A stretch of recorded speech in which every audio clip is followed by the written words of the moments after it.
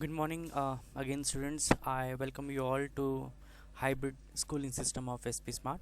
We are going to discuss one more paper which is given by you today online, and I have a very good sheet in front of me, and this is one of the good sheet I found while going through the all the sheets which was sent by you in the WhatsApp group.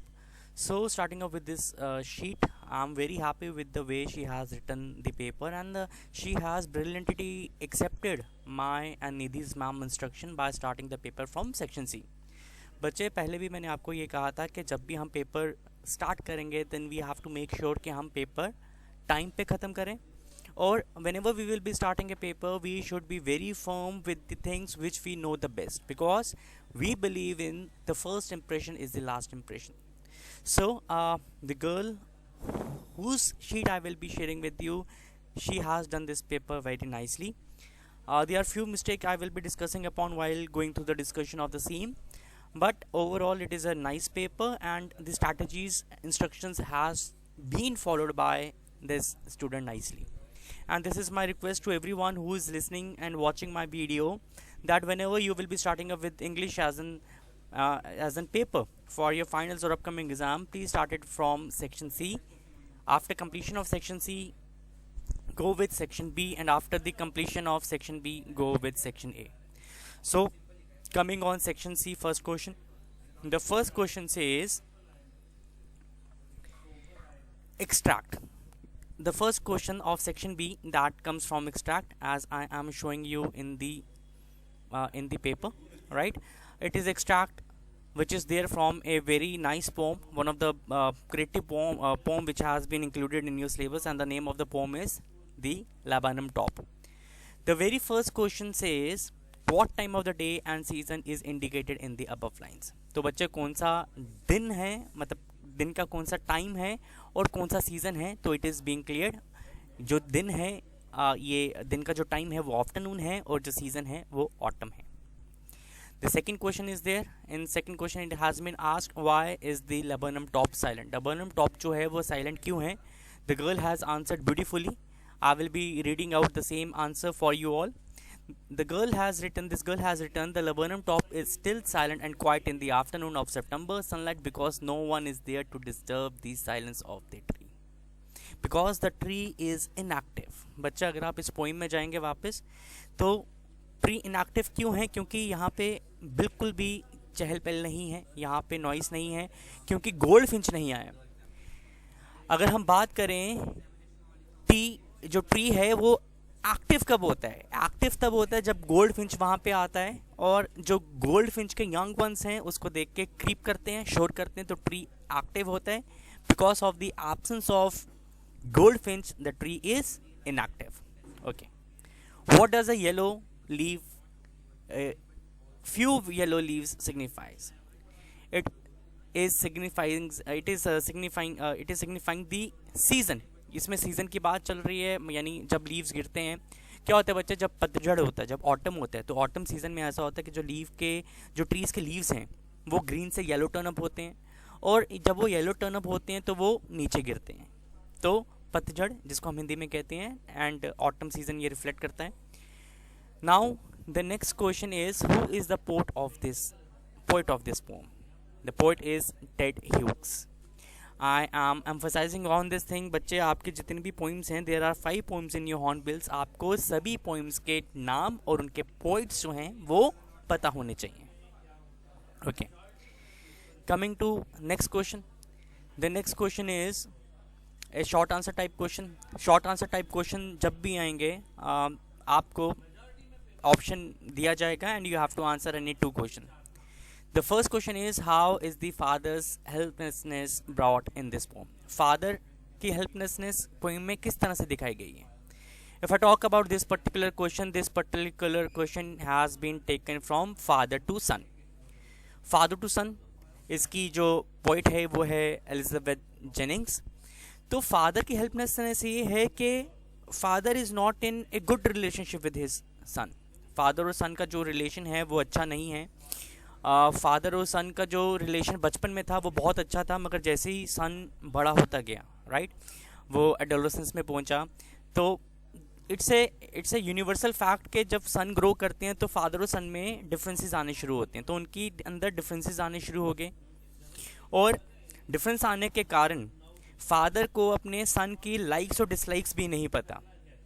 Now he want to be with his son happily, but gap इतना है कि वो fulfil नहीं किया जा पा रहा ना सन से ना फादर से. इसलिए this line shows the father's helplessness.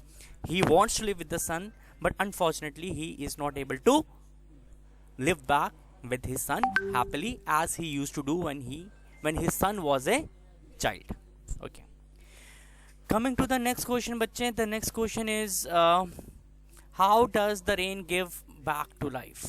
Okay, I'm highlighting this question. We are here. How does rain give back life to earth? जब this question is taken from the voice of rain. Voice of rain में ये पूछा गया इस question के ज़रिए कि जो बारिश है वो अर्थ को दोबारा से ज़िंदगी कैसे देती है.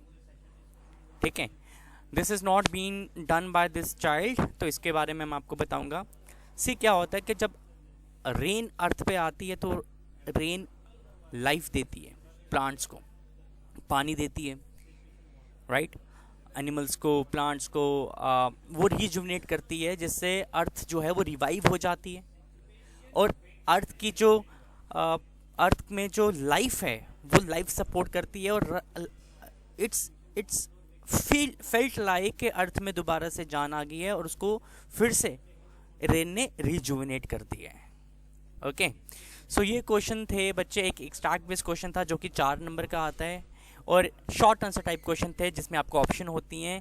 3 questions are there and you are allowed to do only 2 and this question consist of 6 marks. So coming to question number 9. अगर क्वेश्चन नंबर 9 की बात करें बच्चे, क्वेश्चन नंबर 9 में the first question says why did the grandmother accompany the narrator to his school? What did she do there?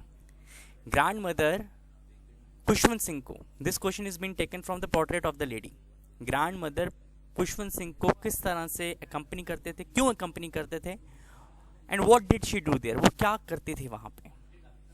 Basically अगर मैं बात करूँ, अगर हम इस चैप्टर पे जाएं द पोर्ट्रेट ऑफ लेडी का थोड़ा सा एक मैं ग्लिम्स आपको देना चाहूँगा. I want to give some of the highlights and glimpses of this chapter. बच्चे, जब खुशवंत सिंह अपनी दादी माँ के साथ होता है और उसके जो पेरेंट्स हैं वो सिटी में मूव कर जाते हैं अपने लाइवलीहुड के लिए, वो जो फेज़ है इस चैप्टर में बहुत ही लविंग फेज़ बताया है ग्रैंड मदर और खुशवंत सिंह के बीच में, जिसमें ग्रैंड मदर जो है वो खुशवंत सिंह को छोड़ने जाती है. और जब ग्रैंड मदर खुशवंत सिंह को अकम्पनी करती है, उनको छोड़ने जाती है, उसके 2 रीज़न हैं. एक तो टेम्पल जो है वो बिल्कुल एडजेसेंट है, यानी टेम्पल और स्कूल बिल्कुल एक साथ हैं. जब खुशवंत सिंह को ग्रैंड मदर छोड़ती है तो शी कम्स टू टेम्पल, वहाँ पे अपना टाइम स्पेंड करती है बाय रीडिंग स्क्रिप्चर्स. और सेकेंडली जो नरेटर है वो बहुत छोटा है, right, he is a school going child, he can't take care of himself individually, है ना. तो यहाँ पे grandmother as a guardian उसको टेक केयर कर रही है. और जब ये स्कूल से वापस आते हैं तो ये जो स्ट्रे डॉग्स हैं उनको स्टेल चपातीस डालते हैं. तो these are the 2 reasons which has to be mentioned, and it is being framed, this answer is framed really very well by the students whose sheet I'm sharing with you all. Okay बच्चे, coming to the next question, the next question says the lack of determinism in quantum theory. ये जो आपका भी recent paper हुआ है कल offline, उसमें भी मैंने आपके साथ शेयर किया था. this is one of the important question. the same answer बच्चे, क्वांटम थ्योरी की अगर बात करें तो this question is taken from the adventure professor Gaitonde वाला चैप्टर. जब हम इसको आप एग्जाम्पल से एक्सप्लेन करेंगे, व्हेन वी टॉक कि when we shot a bullet, जब एक गन से बुलेट निकलता है तो वी नो कि बुलेट कौन सी डायरेक्शन में जाएगा, राइट. मगर जब एक इलेक्ट्रॉन को फोर्स दी जाती है, जब इलेक्ट्रॉन को फोर्स दी जाती है और इलेक्ट्रॉन एमिट होता है, यानी वो एक्शन में आता है, तो हमें नहीं पता कि वो कहाँ जा सकता है. It can go here there anywhere, it can't be predicted, उसकी स्पीड प्रिडिक्ट नहीं की जाती. इसलिए इस थ्योरी के बेस पे कहा है इस चैप्टर में कि lack of determinism in quantum theory means के जिस तरह से गायटुंडे अपने पैरेलल वर्ल्ड में गए, तो it doesn't have any significance, or it doesn't have any proper evidence, but because of this theory it is being believed that एक alternative world जो है वो exist करता है, and because of the movement of electrons whose speed can't be predicted, it is possible कि गायटुंडे would have traveled to another world. He made a transition from one world to the other world, that is the parallel world. ठीक है बच्चे? So coming to the next question is one of the important question which is there from the chapter We Are Not Afraid to Die. इस question में कहा है who were Larry and Herb. Larry और herb जो थे वो कौन थे, and what role did they play, और उनका रोल क्या था. सो यहाँ पे मैं आपको थोड़ा सा चैप्टर का बारे में बताना चाहूँगा. ये चैप्टर एक बहुत ही एडवेंचरस चैप्टर है, जिसमें एक बिजनेसमैन है जो अपनी फैमिली के साथ वोक पे जा रहा है. वोक का क्या मतलब होता है? वोक का मतलब होता है समुद्री यात्रा. ठीक है. वोक में जाने से पहले अगर मैं बात करूं नरेटर की, तो नरेटर ने अपनी वाइफ के साथ ट्रेनिंग ली है और उसने एक शिप बनाई है जिसका नाम वे वॉकर है. वो अपनी बेटी का नाम है सुजान, और अपने बेटे जॉनथन के साथ एक वोक पे जा रहे हैं. They are starting their journey from Plymouth. Plymouth एक जगह है यूके में, और ये ऑस्ट्रेलिया की तरफ जा रहे हैं. राइट. तो ये जब यूके से स्टार्ट करते हैं और केप ऑफ टाउन में पहुंचते हैं, केप ऑफ टाउन में ये लैरी और हर्ब को ऑन बोर्ड करते हैं शिप पे. अब यहाँ पे लैरी और हर्ब कौन है? लैरी और हर्ब जो हैं वो क्रू मेंबर हैं. राइट. इनको क्यों बोर्ड किया जाता है नरेटर के ज़रिए? क्योंकि narrator is well aware about the fact that they might feel some trouble, they might experience some trouble in Indian Ocean. ये अब केप ऑफ टाउन से कहाँ घुस रहे हैं? इंडियन ओशन की तरफ. ठीक है. तो ऑर्थर को ये पता है कि इंडियन ओशन में वहाँ पे ट्रबल हो सकता है, वहाँ पे प्रॉब्लम हो सकती है, इसलिए to face those challenges they have onboarded Larry and Herb जो कि क्रूमैन है. ओके. तो बच्चे मैं आपको थोड़ा सा एक्सप्लेन करता जाऊँगा. I want to keep this point in your mind while framing the answer. और सेकंड क्वेश्चन के बारे में बात करें, इसका सेकंड पार्ट, तो सेकंड पार्ट कहता है what role did they play. बच्चे जब न्यू ईयर के बाद इनकी शिप स्टॉर्म से टकराती है सॉरी, जब स्टॉर्म के साथ टकराती है, तो स्टॉर्म के साथ टकराने में क्या होता है, इनकी शिप के अंदर पानी घुस जाता है. तो लैरी और हर्ब इनको हेल्प करते हैं because they are the crewman, पानी को शिप से पंप आउट करने के लिए. तो this is the major role which has been played by Larry and Herb in this walk, इस यात्रा में. ठीक है. Okay. Coming to next question, what were the results of CT scan. अगर हम सीटी स्कैन की बात करें तो सीटी स्कैन ये कौन से चैप्टर का है? The CT scan chapter is the discovering truth. Discovering टूट की बात करें तो सीटी स्कैन 2001 में हुआ था टूट की बॉडी का, बिकॉज एक्सरे जो था इट वाज नॉट परफेक्ट, और सीटी स्कैन से फोटोग्राफ्स ली थी और ये देखा गया था कि जो टूट की बॉडी थी उसमें कोई भी प्रॉब्लम नहीं है. तो जो इसके रिजल्ट थे, here you have to mention these results over here. Okay बच्चे, this question are short answer type question. Question number 9 के ये 4 पार्ट्स हैं जो हमने अभी डिस्कस किए हैं. If we talk about question number 9, again you will be provided with 5 question and you need to answer 3 question out of, there are 4 questions and you need to answer 3 questions out of 4. Right? So we are going to question number 10. Question number 10 again says the address is a story of human predicament that follows war. बच्चे ये हमने आगे जो हमारा offline paper हुआ है इसमें ये एक दूसरी लैंग्वेज में आपके साथ शेयर किया था. प्री वॉर और जो वॉर है, जब वॉर होती है तो उसका क्या इम्पैक्ट होता है, तो same thing you have to write over here. अगर हम बात करें ह्यूमन प्रेडिकेमेंट की, वॉर की, तो जो वॉर है it is harmful. War is always destructive. War is not beneficial for human beings at all. War जो है वो हमेशा डिस्ट्रक्शन लेके आती है. वॉर से क्या होता है कि लोग अपनी लाइफ लूज करते हैं. People they lose their life as well as they lose their loving ones. ठीक है, अपने फ्रेंड्स को लूज करते हैं. उनके घर छूट जाते हैं, दे लूज देयर हाउसेस, ठीक है। बट जब नॉर्मलाइज होता है, जब फिर से जो टाइम है वो नॉर्मल होता है, उस टाइम पे क्या होता है बच्चे के everything situation started to get normal, but the wounds of this war, जो इस वॉर के जख्म है, जख्म को इंग्लिश में वाउंड्स कहते हैं, WOUNDS, वो it still exist in human life, जिन्होंने वॉर एक्सपीरियंस की होती है। तो बच्चे इसमें आप यही लिखेंगे कि वॉर के क्या इफ़ेक्ट हैं। We shouldn't believe in having war, rather we should be going with the mutual harmony, भाईचारा होना चाहिए। We should be trying our best and contributing enough to maintain peace. We should promote non-violence, so we shouldn't promote violence in every case। इसमें आप ये पूरा war का जो scenario इसे करेंगे।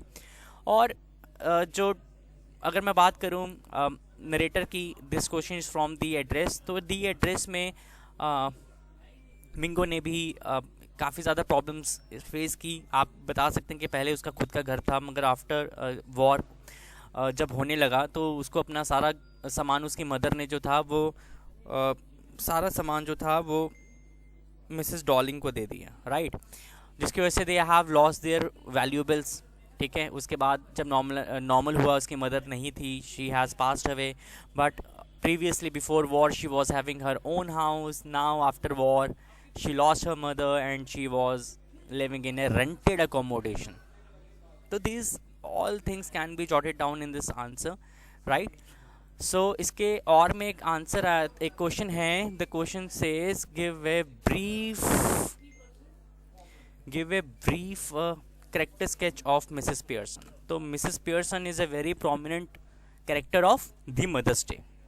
बच्चे अगर हम मिसेस पियर्सन की बात करें तो इस चैप्टर में मैं आपको लेके जाना चाहूँगा। अगर इस चैप्टर के कैरेक्टर्स की बात करें तो इसमें मिसेस एनी पियर्सन है जिसका कैरेक्टर पूछा गया है, राइट। जॉर्ज पियर्सन है जो कि एनी पियर्सन के हस्बैंड हैं।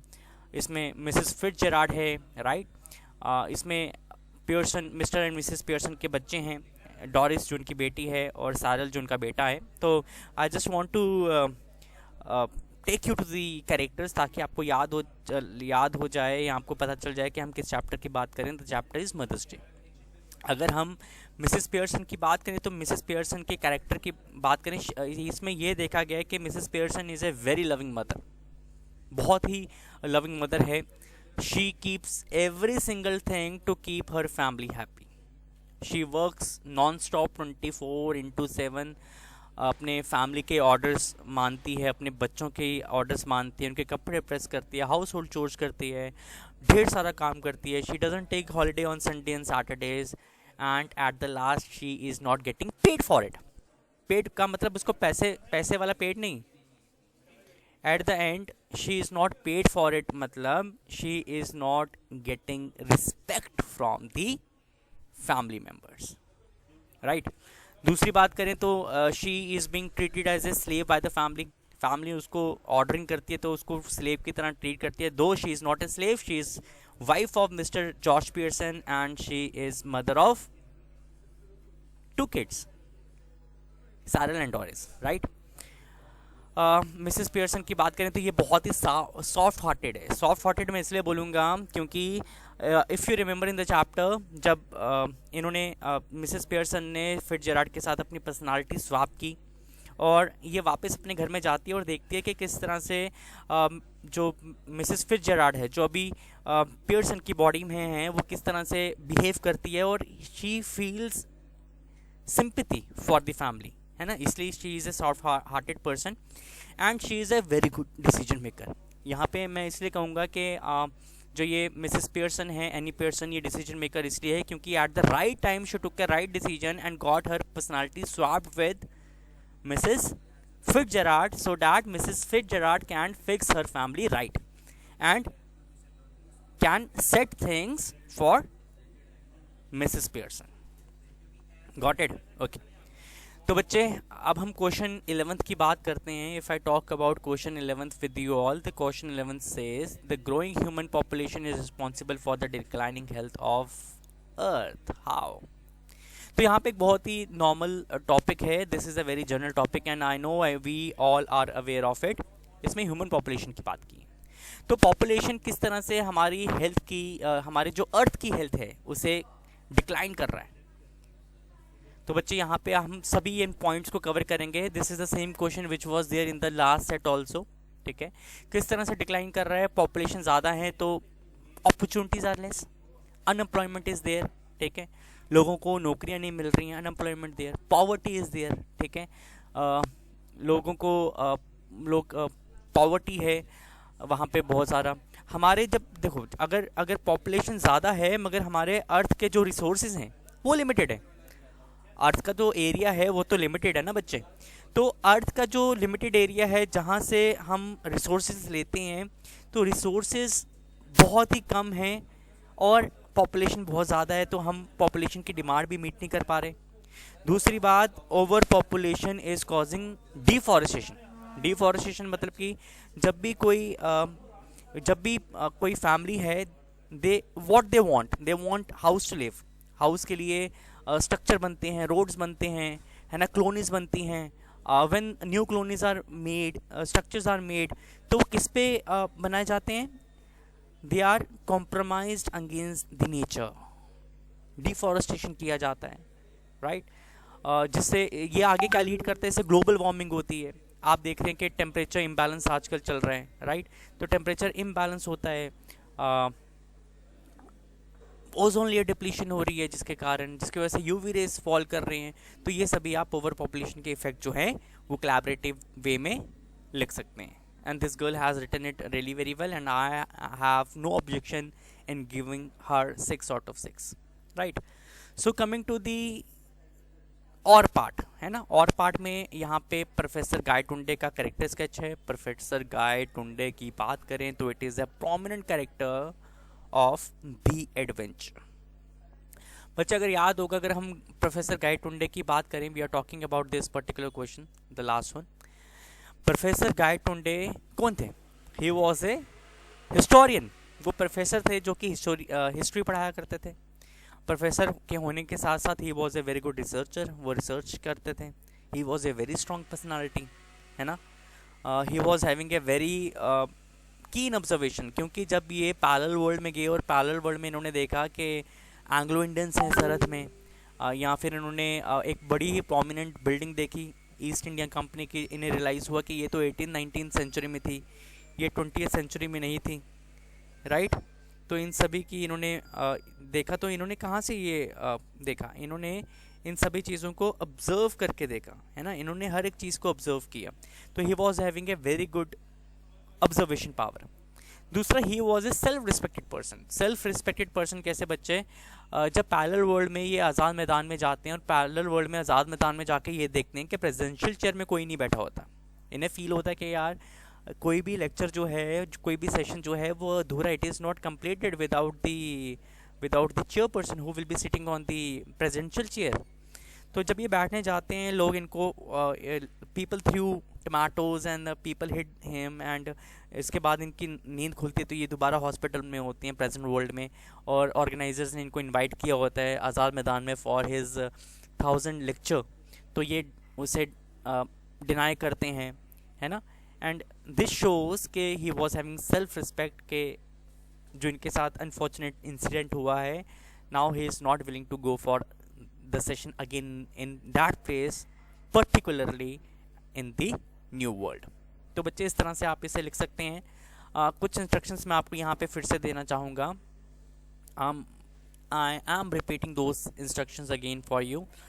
Whenever we talk about 5 marks question, तो इसका जो वर्ड लिमिट है वो है 150 to 200, नहीं 120 to 150 वर्ड्स।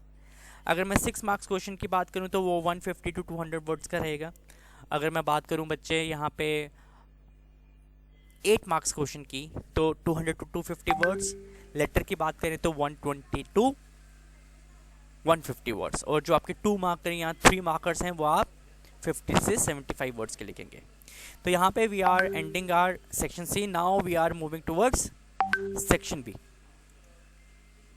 ओके, बच्चे अगर मैं सेक्शन बी की बात करूं तो yes, section B is there, wait a moment. Okay, I'm just sharing my screen with you all. We are starting up with section B. Okay, section B में अगर question number 3 देखें, मैंने आपके साथ शेयर किया है. The question number 3 says many children get nervous before the board examination. मैं ये क्वेश्चन आपके सामने हिंदी में ट्रांसलेट करता जाऊंगा. तो दिस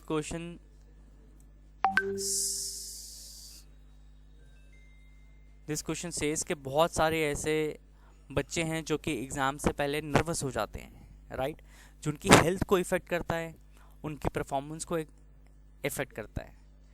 तो good counselling is needed to help them overcome what is called exam fever, है ना. आपने देखा होगा कि हम भी एक्सपीरियंस करते हैं, या when I was young I used to experience के एग्ज़ाम से पहले मेरे को फीवर हो जाता था, राइट. तो एग्ज़ाम फीवर क्या होता है कि हम नर्वस फील करते हैं एग्ज़ाम से पहले, राइट. उसके लिए आजकल काउंसलिंग दी जा रही है बोर्ड एग्ज़ाम से पहले. तो उसका क्या इंपॉर्टेंस है, इसके ऊपर हमने आर्टिकल लिखना है. तो बच्चे आर्टिकल हमने इसके ऊपर लिखना है, and I am going to share the same sheet with you. Okay, so the question says you are Mallika Mahir. तो यहाँ पे सबसे पहले when you are starting with the article बच्चे, what you have to do, आपको सबसे पहले वहाँ पे हेडिंग लिखना है. तो दिस गर्ल, जिसका आंसर शीट मैंने आपके साथ शेयर किया है, the heading has been written need of counselling before board exams. ठीक है, ज़रूरत क्या है काउंसलिंग की बोर्ड एग्ज़ाम से पहले, और उसके बाद एक लाइन छोड़ के you have to write the byline. Byline में आपको नाम गिवन है मल्लिका, राइट, और महिर. अगर यहाँ पे बच्चा आपको नाम नहीं दिया होता तो you are not allowed to write or give your personal detail. आप अपने स्कूल का नाम यानी एसपी स्मार्ट स्कूल और अपना नाम, जैसे कि I am your teacher, my name is सारांश, आई वोंट राइट सारांश over here, but if name is not given I can always go for a creative name. तो बच्चे क्या नीड है एग्ज़ाम का स्ट्रेस कम करने के लिए, क्या नीड है काउंसलिंग की. So the girl has written very beautifully. She has started board exams are considered to be very important and high time requirement. All we know that exams cause tension. Exam से tension होता है, हम चिंता करते हैं, हमें लगता है कि एंग्जाइटी होते हैं, हम स्ट्रेस में होते हैं. बट काउंसलिंग टेल्स के you shouldn't be overburden by the exams, है ना. आपको ओवरबर्डन नहीं होना चाहिए, आपको एक्सरसाइज करनी चाहिए, आपको फ्रूट्स खाने चाहिए, आपको अच्छे से रिवाइज करना चाहिए. You should give time to yourself also. ठीक है, ऐसा नहीं है कि आप सुबह से लेकर शाम तक आप पढ़ते रहें. आप अपना शेड्यूल बनाइए, आप शेड्यूल के ऊपर वर्कआउट कीजिए, आप जूस लीजिए, आप लाइट मील्स लीजिए, आप म्यूज़िक, अगर आपको म्यूज़िक सुनना पसंद है आप म्यूज़िक सुनिए. एंड काउंसलिंग की नीड इसलिए है because some people are there जो ये प्रेशर रेजिस्ट नहीं कर पाते हैं, जो इतना स्ट्रेस जो है वो इतना स्ट्रेस ले नहीं पाते हैं, and they are hitted by anxiety. तो इन चीज़ों को ख़त्म करने के लिए need for counselling before board examination should be there, है ना, टू ओवरकम एग्ज़ाम फीवर. तो मैनी चिल्ड्रन गेट नर्वस, बहुत आप लिख सकते हैं बहुत सारे चिल्ड्रन नर्वस हो जाते हैं. बहुत सारे चिल्ड्रन इवन कि ऐसे होते हैं कि चिल्ड्रंस को इंसोम्निया हो जाता है. इंसोम्निया मतलब कि रात को नींद ना आना, टेंशन इतनी होती है कि कल के पेपर में क्या होगा, हम सोचते रहते हैं, हमारा दिमाग एक्टिव रहता है, and we are not able to sleep properly. कुछ स्टूडेंट्स जो हैं they don't eat during their exams, right. उनकी एपेटाइट लॉस हो जाती है ड्यू टू टेंशन, है ना, इतना प्रेशर होता है. तो इन सभी को हटा के it is mandatory to go for the counselling before board examination. Okay, इसके साथ ही एक और क्वेश्चन आया था. You are Mukul Mahima of else public school. ये school has organised a debate on social media and its effect, and you will be participating in your school. Prepare your views against or in favor of the motion. बच्चे जब लिखा आ गया यहाँ पे you have to write or prepare your views against or in favor of the motion. in favor या against किस में होता है बच्चे, that means ये debate है. ठीक है। अब डिबेट का टॉपिक क्या है, और इट इज़ क्लियरली मेंशन कि आप डिबेट लिखोगे social media and its effect पे। तो डिबेट कैसे स्टार्ट होता है बच्चे, डिबेट का यहाँ पे मैं आपको फॉर्मेट लिख के दूंगा। If I talk about debate, okay give me a minute.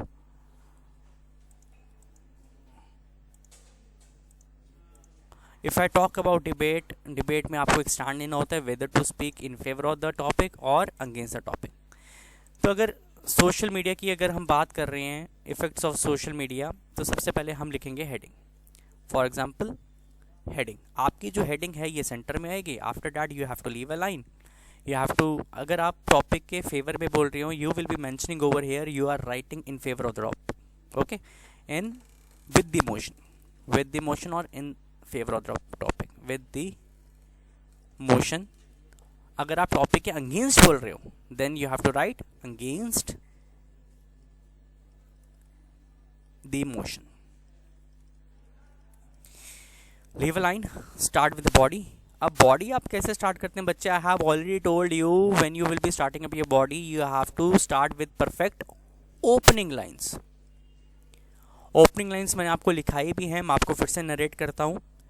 Opening lines में देखो बच्चे, डिबेट और स्पीच में ये फ़र्क है, डिबेट में जज प्रेजेंट होते हैं और स्पीच में जज प्रेजेंट नहीं होते हैं।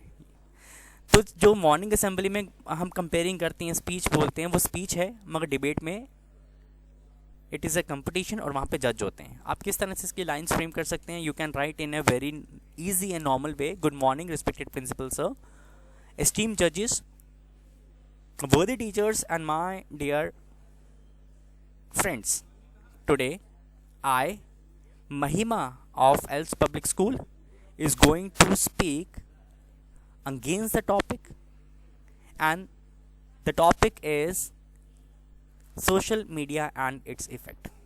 आपका यहाँ पे जो ओपनिंग लाइन है वो फ्रेम हो गया। बच्चे देखिए, first impression is the last impression. आपने इन्फॉर्मेशन जो है वो क्वेश्चन से ही यूज़ करनी है। अगर आपको क्वेश्चन में इंफॉर्मेशन नहीं दी है, आपको क्वेश्चन में इंफॉर्मेशन नहीं मिलती है, तो you have to write the information on the basis of your imagination. और first priority is to read the question, understand the question and then give the answers for the asked question. तो बच्चे social media की क्या effect है ना, हमें addiction हो जाती है, हम अपना टाइम स्पेंड करते हैं, हमारी आईसाइट वीक हो जाती है। There are many cases of obesity. Obesity क्या होता है, मोटापा हो जाना। तो इस तरह की सारी चीज़ों को आप हाईलाइट कर सकते हैं, आप एक्सप्लेन कर सकते हैं। और जब आप इसे क्लोज करें, है ना, तो आप ज़रूर बताएं कि आप क्यों इसके अगेंस्ट हैं और आप क्यों इसके फेवर में हैं। फॉर एग्ज़ाम्पल, अगर आप लिख रहे हैं social media and its effect, इसके फेवर में लिख रहे हैं, तो आप बताएंगे कि आपको स्टडीज़ में हेल्प करती है, ठीक है, आप अपडेटेड रहते हैं, आप वेदर फोरकास्ट देख सकते हैं। अगर आपको लगता है कि आज बारिश होने वाली है तो you can take umbrella with you. अगर आपको लगता है कि बर्फ़ पड़ने वाली है तो you can dress yourself accordingly. ये आपको हेल्प करती है to find out the location, ठीक है। It connects with your family जिनसे आप मिल नहीं सकते हैं, है ना, योर इमीडिएट फैमिलीज और your cousins while connecting them through the social media, right? You can share and post new updates if you're using WhatsApp। आप अपना स्टेटस डालते हैं या फिर आप Facebook यूज़ करते हैं, ये सब आएगा फेवर में। अगर आप इसको अगेंस्ट में लिखते हैं तो बच्चे अगेंस्ट में आप इसके नेगेटिव इफेक्ट लिखेंगे कि एडिक्शन हो जाता है, right.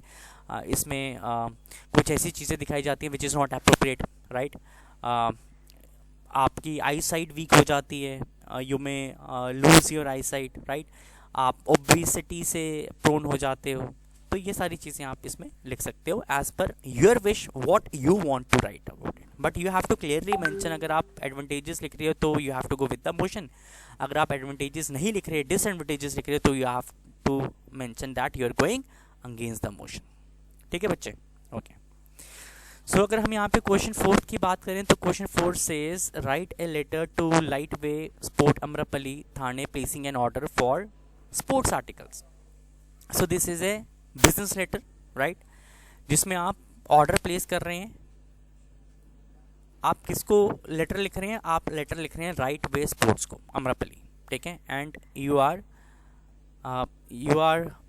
Working as sports secretary and your name is Ravi और Raveena from ABC matriculation school, जो कि कहाँ पे, सिविल लाइंस पुणे में, तो give me moment, I will be opening letter for you all, just give me a moment. यहाँ पे बच्चे ने बहुत ही अच्छी लेटर लिखी है। तो बच्चे सबसे पहले हम लेटर को स्टार्ट करेंगे सेंटर से एड्रेस से। यहाँ पे आ गया आपका सेंटर से एड्रेस, ठीक है। सेंटर एड्रेस क्या आ गया आपका, आप कहाँ से हैं, ABC मेट्रिकुलेशन स्कूल से, ठीक है। कहाँ पे, ये सिविल लाइंस में और Pune. See pin code is written over here, this is the best part. she has not given me any chance to cut her marks from this particular format, right? उसके बाद you will be leaving a line के बाद आप इसी format में date लिखेंगे, जिसमें आप न्यूमेरिकल डेट लिखते हुए मंथ पूरा लिखेंगे जैसे कि इस बच्ची ने लिखा है, और ईयर को मेंशन करेंगे without no ST, no ND, no commas, right. उसके बाद आप रिसीवर्स का एड्रेस लिखेंगे। रिसीवर का एड्रेस लिखने के बाद you will be leaving a line, और सब्जेक्ट लिखेंगे। सब्जेक्ट क्या है कि हम ऑर्डर प्लेस कर रहे हैं, तो सब्जेक्ट यहाँ पे बिल्कुल सिंपल आएगा, placing an order for articles. Start with respected sir. आप इसमें लिस्ट लिखेंगे, you know you have to very beautifully this girl has mentioned the list over here, कि आपने आखिरकार अगर कुछ ऑर्डर करना है तो आपने मंगवाना क्या है वो तो आप मेंशन करेंगे। तो लिस्ट आपने जब मेंशन कर ली तो आप उसके बाद 3 चीज़ों पे ध्यान रखेंगे। 3 चीज़ें, आप एक वेंडर को पूछेंगे कि मोड ऑफ पेमेंट क्या रहेगा, राइट। डिस्काउंट कितना रहेगा, यहाँ डिस्काउंट देने के लिए बात करेंगे, you will be mentioning about discount to.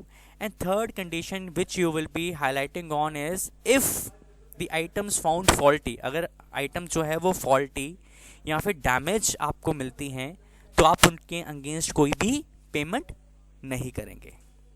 तो मोड ऑफ पेमेंट बच्चे आप ऑनलाइन पेमेंट यहाँ पे लिख सकते हैं या फिर कैश ऑन डिलीवरी बेसिस लिख सकते हैं। As per your comfortability you will be mentioning the mode of payment, but 3 things has to be expressed really fantastically by you.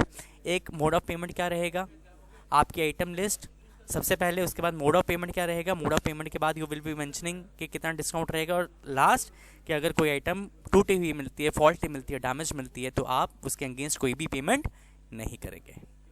तो बच्चे यहाँ पे जब आप क्लोज करेंगे लेटर को, thanking you yours faithfully, name it is given in the question और designation is also given in the question, okay. So moving to next question. Next question it is email, okay. Email में कहा है write a email to your friend about your plans after the Madhyamik examination is finished. तो यहाँ पे एक बहुत ही बढ़िया एक हिंदी वर्ड यहाँ पे लिखा हुआ है, Madhyamik examination. What do mean by Madhyamik examination, okay. ये लेटर की और में है। माध्यमिक एग्जामिनेशन बच्चे होता है half yearly, this is letter, ठीक है। I am talking about the option part with the last question. Madhyamik होता है हाफ ईयरली, तो आपको एक लेटर लिखना है अपने फ्रेंड को। तो जब भी हम अपने फ्रेंड को लेटर लिखते हैं तो बच्चे वो कौन सा लेटर होता है, वो पर्सनल लेटर होता है, राइट। मैं यहाँ पे लिख रहा हूँ पर्सनल लेटर। पर्सनल लेटर का क्या फॉर्मेट होता है, you will be starting up with the sender's address, leave a line, date, leave a line, receiver's address, right, leave a line. You will be writing dear friend, dear friend. यहाँ पर respected नहीं आता, personal letter में subject नहीं आता, और आप इसको एंड कैसे करेंगे, एंड में आप लिखेंगे yours loving friend, loving friend, और नीचे आपका नाम, अपना नाम नहीं, कोई भी नाम, जैसे जॉन। गॉट इट बच्चे, okay. Coming to the next question, the next question is email writing.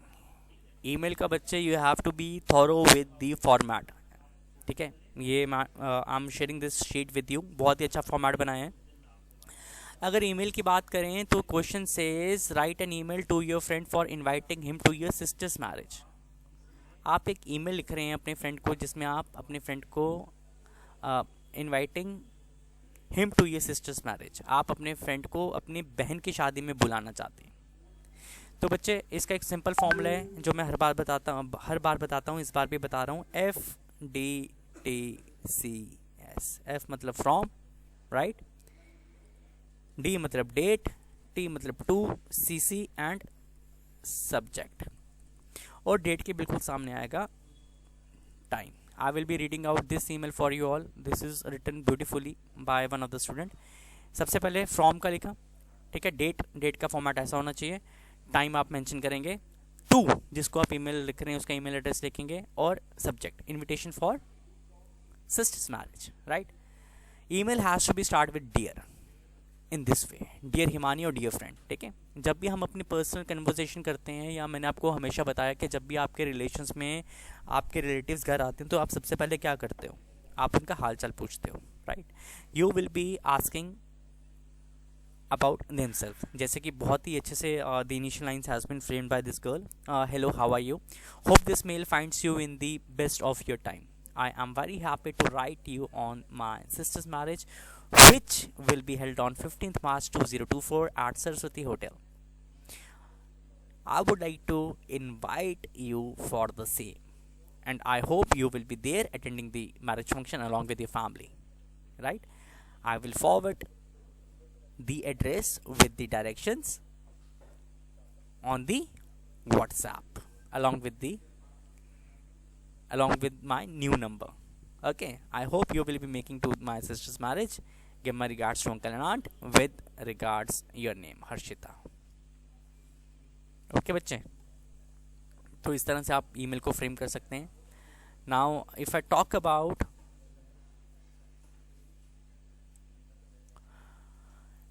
about four mark question, it is based on the poster. Okay, design A poster for your school fate. School fate मतलब कि school में आपके कोई function organise हो रहा है तो उसके ऊपर आपको पोस्टर बनाना है. तो जब आप पोस्टर बनाएंगे, see poster has to be made in a box. सबसे पहले आप बॉक्स में बनाएंगे. You will be also adding a clip art. Clip art means drawing, है ना. जब भी आप ड्राइंग करेंगे आप पेन का ही इस्तेमाल करेंगे. While going through your paper you are not allowed to use pencil. The use of pencil is prohibited. Okay, तो फेट क्या है? स्कूल का एनुअल डे है या स्कूल में कुछ शो है. You will be emphasising on that. आप पॉइंट्स लिखेंगे. You are not allowed to use the terminologies. You are allowed to use only common language and easy language which is understandable by everyone. और इसको आप creative बनाएंगे, ठीक है. और इसके ऑप्शन में एक और क्वेश्चन है. ऑप्शन में the question says you are secretary of English Literary Association of Tagore Memorial School, Patna. Write out a notice for notice board inviting names of those who would like to participate in the proposed inter-house debate oratorio. Oratorio means competition, right? Okay. तो इसमें सबसे पहले क्या लिखेंगे आप? आपने school का नाम लिखा, इशूइंग अथॉरिटी जो कि स्कूल है. उसके बाद लाइन छोड़ के आपने टाइटल लिखा, आपने डेट लिखा. डेट का यही फॉर्मेट रहेगा जो कि मैंने आपके साथ आंसर शीट में शेयर किया है. Marking is it also. उसके बाद आप हेडिंग देंगे. हेडिंग में क्या है? Inter house debate competition. उसके बाद इंफॉर्मेशन देंगे. ये कौन इशू कर रहा है, मतलब who are you, what is your designation. It is given over here secretary. अब secretary लिखेंगे. आप secretary किसके हैं? It is clearly mentioned here in the question you are the secretary of English Literary Association. तो यहाँ पे English Literary Association लिख के आप इसे क्लोज करेंगे. अब इसकी बॉडी की बात करें तो बॉडी में आप लिखेंगे it is hereby informed that our school is going to organize an inter-school debate competition which is being held on 15th March 2024 in our school auditorium sharp at 12 p.m. and it will be up to 3 p.m. So all the students are requested, those who are interested kindly give their names to their respective class teacher or even they can submit their names to the undersigned. Okay बच्चे? Okay. Now we are moving to the next question. The next question is editing. Editing में थोड़ी सी गलती यहाँ पे इस बच्चे ने की है. सबसे पहले let me share the editing part with you all. Give me a moment.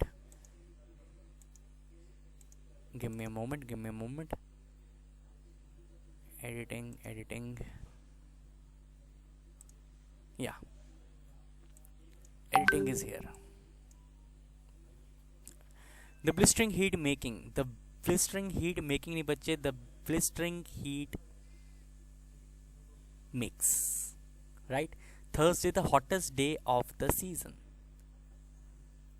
Thursday जितने भी hottest days हैं तो यहाँ पे डे नहीं आएगा, days आएगा, ठीक है, of the season. So far in various part of northern India. Part नहीं आएगा यहाँ पे, parts आएगा, ठीक है. In most places the maximum temperature was recorded at 46. ठीक है। There is also a highest नहीं आएगा बेटा, यहाँ पे सुपरलेटिव है, हाईएस्ट के साथ दी लगता है, सुपरलेटिव के साथ दी लगता है, इसलिए यहाँ पे ए की जगह दी आएगा। The highest possibility of delay rain as the monsoon is yet to reach Kerala, यहाँ पे रीचिंग नहीं आएगा, है ना, यहाँ पे reach Kerala. Dust storms will not bringing नहीं आएगा यहाँ पे, will not bring down temperature as no, not नहीं आएगा यहाँ पे, नो है, नो वेस्टर्न डिस्टर्बेंसेस। तो बच्चे थोड़ा सा you here have to work on the editing part में थोड़ा सा वर्कआउट करें। एंड यहाँ पे हमारा सेक्शन बी जो है वो भी कंप्लीट है। We have discuss section C, section B and now we are moving to section A. बच्चे सेक्शन ए जो है it will be there for 20 marks, right. 20 marks में 10 नंबर का देयर इज नोट मेकिंग और 10 marks का there is for unseen passages. बच्चे note making में again this girl has made a mistake whenever you are implementing or writing abbreviations, ठीक है, abbreviation has to be underlined, आप इसे underline करेंगे। For example अगर मैं एक एब्रीवेशन लिखता हूँ, फॉर एग्जाम्पल मेजरिंग की मैं एब्रीवेशन लिखता हूँ, है ना, तो इसको I have to underline, this is the rule, else you will be losing your easy marks. जब भी हम नोट मेकिंग करेंगे we will be giving title, ठीक है, नोट मेकिंग हम स्पेसिफाई करेंगे, हम क्या कर रहे हैं, नोट्स लिखेंगे।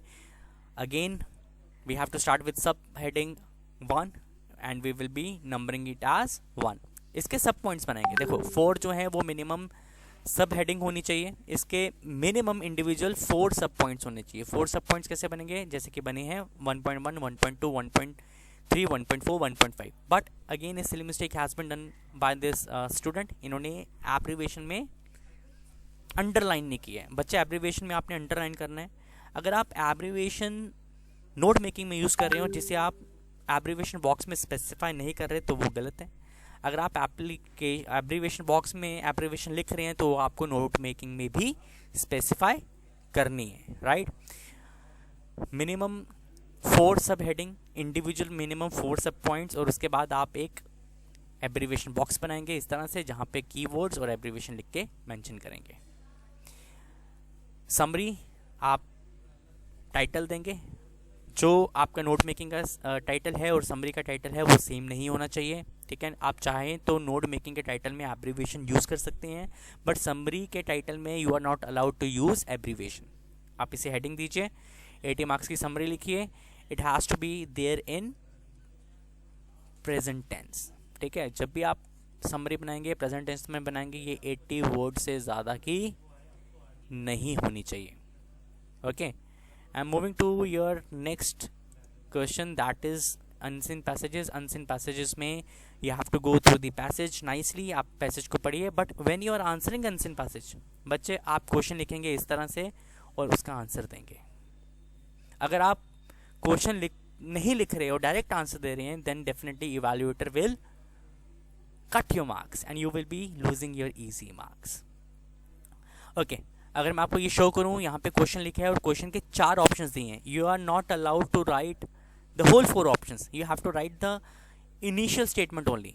ये वाली स्टेटमेंट आप लिखेंगे और सीधा आंसर करके, अगर आपको लगता है ए आंसर है तो आप ए नहीं लिखेंगे, ए का पूरा स्टेटमेंट एज ए आंसर लिखेंगे बच्चे। So this was all about today's exam, और I hope you have gone through it. Please listen and watch this video nicely so that if there would be any doubt it could get clear easily. I wish you luck. I wish you a great day ahead. Thank you and have a nice day.